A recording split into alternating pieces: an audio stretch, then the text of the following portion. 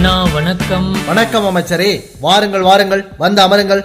அமைச்சரே, இன்றைய நம்முடைய தர்பாரை சீக்கிரமாக நிறைவு செய்ய வேண்டும். நான் வேறு ஒரு விழாவிற்கு செல்ல வேண்டி இருக்கிறது. ஆமாமண்ணா, நான் கூட ஒரு விழாவிற்கு செல்ல வேண்டும். இன்று பிரசார் பாரதியின் நிறுவன நாள் அல்லவா? சரி, நீங்கள் எந்த விழாவிற்கு செல்ல வேண்டும்? முடிசூட்டு விழா அமைச்சரே. ஓ, நட்பு நாட்டுக்கா? இல்லை அமைச்சரே, நண்பனின் வீட்டுக்கு. மன்னா, மன்னர்களுக்கு தான் முடிசூட்டுவார்கள். நண்பர் என்றால் யாருக்கு வேண்டுமானால் உங்கள் மணிமுடியை கொண்டு போய் வைத்து விடுவீர்களா? அமைச்சரே, அவனுடைய முடியை அவனால் வைத்திருக்க முடியவில்லை. இதில் என்னுடைய முடியை வேறு கொண்டு போய் கொடுக்க போகிறேனா? ஏன் அமைச்சரே, நீங்கள் வேறு, இது வேறு மாதிரியான முடிசூட்டு விழா. புரியவில்லையே மன்னா. அமைச்சரே, என்னுடைய நண்பனின் தலையில் இருந்த முடிகள் எல்லாம் உதிர்ந்து விட்டன. அதனால் செயற்கை முடியை கொண்டு விக் வைக்க போகிறான். அதை ஒரு விழாவாக எடுக்கிறான். இந்த விழாவிற்குத்தான் முடிசூட்டு விழா என்று பெயர் வைத்து என்னை அழைத்து தலைமையேற்க சொல்லி இருக்கிறான். இதுவெல்லாம் ஒரு விழா, இதற்கு தலைமையேற்க ஒரு மன்னர். இவரை போலவே இவருக்கு ஒரு நண்பர். என்ன அமைச்சரே?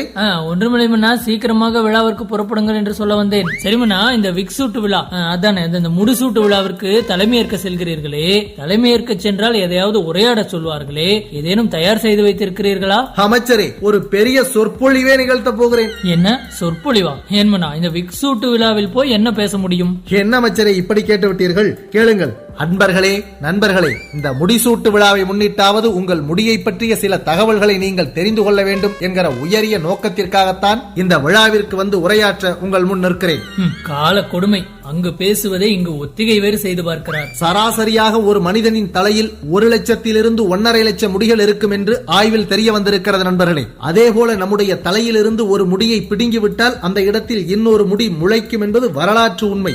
ஹேர் களத்தில் தானே பேசுகிறார். ஏதோ போர்க்களத்தில் பேசுபவரை போல இவ்வளவு உணர்ச்சி வயப்பட்டு பேசிக் கொண்டிருக்கிறாரே, இவரை எல்லாம் என்ன செய்வது? அதே போல தலையில் இருக்கிற முடிகளில் 90% முடிகள் தான் சிறப்பாக வளருமாம் நண்பர்களே. அப்படியானால் மீதம் இருக்கக்கூடிய 10% முடிகள் மன்னா? அவைகள் எல்லாம் சோம்பேறி முடிகள் அமைச்சரே.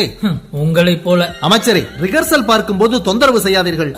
சரி மன்னா, நீங்கள் ஒத்திகை பாருங்கள். அதே போல ஒரு முடியினுடைய ஆயுட்காலம் என்பது 5 ஆண்டுகள் என்பதை நினைவில் வைத்துக் கொள்ளுங்கள் தோழர்களே. ஒரு முடியினுடைய அடிப்பகுதி அதே அளவு டயாமீட்டர் கொண்ட காப்பர் வயரை விட வலிமையானது என்பதை உணர்ந்து கொள்ள வேண்டும் நண்பர்களே. அதே போல நம்முடைய தலையிலிருந்து ஒரு நாளைக்கு 50 to 150 முடிகள் வரை சராசரியாக உதிருமாம். அதற்கு மேலே உதிர்ந்தால்தான் நம் நண்பரை போல முடிசூட்டு விழா நடத்த வேண்டிய தேவை ஏற்படும் என்பதையும் நாம் புரிந்து கொள்ள வேண்டும். நம்முடைய உடலில் எலும்பு மஜ்ஜைக்கு அடுத்தபடியாக அதிவேகமாக வளரக்கூடியது நம்முடைய முடிதான் என்பதையும் நாம் புரிந்து கொள்ள வேண்டும் நண்பர்களே. அதே போல 1950 ஹேர் கலரிங் வந்துவிட்டது. ஆனால் அன்றைக்கு உலக அளவில் 7% பெண்கள் மட்டும்தான் ஹேர் கலரிங் செய்திருக்கிறார்கள். இன்றோ 75% மக்கள் ஹேர் கலரிங் செய்கிறார்கள் என்று ஆய்வு முடிவுகள் சொல்லுகிறது. தலைமுடியை வைத்துத்தான் விக்குகளை தயாரிக்கிறார்கள் என்பதெல்லாம் நமக்கு தெரியும். ஆனால் அது ஒரு ஸ்பாஞ்ச் என்றுதான் நாம் எடுத்துக்கொள்ள வேண்டும். ஏன் அப்படி சொல்லுகிறேன் என்றால், 2007 சான் பிரான்சிஸ்கோவில் எண்ணெய் கடலில் கொட்டிய போது தலைமுடியை வைத்துத்தான் அதை சுத்தம் செய்திருக்கிறார்கள் என்பது கூடுதல் செய்தி. ஆகவே இந்த செய்திகளை எல்லாம் நீங்கள் உள்வாங்கி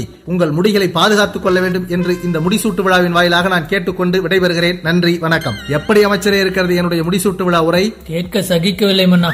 இதுவெல்லாம் ஒரு டாபிக், இதற்கெல்லாம் ஒரு ரிகர்சல். என்ன அமைச்சரே? ஒன்றுமில்லை மன்னா, மன்னர் பேசி கலைத்திருக்கிறார். அவருக்கு ஒரு பருத்திப்பால் பார்சல் என்று சொல்லிக் கொண்டிருந்தேன் மன்னா.